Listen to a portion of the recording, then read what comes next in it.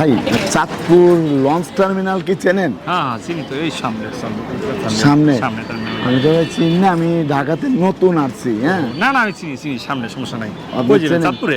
আমি যাব হচ্ছে ভাই একটু চাঁদপুর না, আমি যাব হচ্ছে বরিশাল।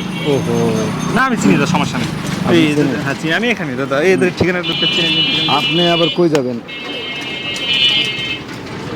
তোমার সাথে কি কি আছে দাও তো, তোমার ফোনটা দাও। ভাই নাকি? দাও ফোনটা, ফোনটা দাও। ও, মানি ব্যাগ ফোনটা দাও, মানি ব্যাগটা মানি ব্যাগ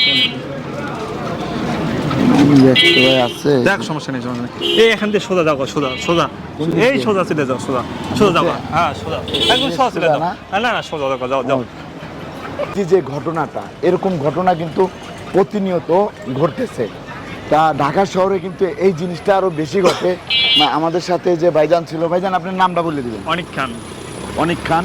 অনিক খান ভাই কিন্তু আমাদের সাথে অভিনয় করেছেন। আর আপনারা কিন্তু জানতে পারলেন কিভাবে এই সমস্যাটা হয়। আর ঢাকা শহরে এই জিনিসগুলো কিন্তু ঘটে রহ। আর আপনারা সবাই একটু সাবধানে থাকবেন।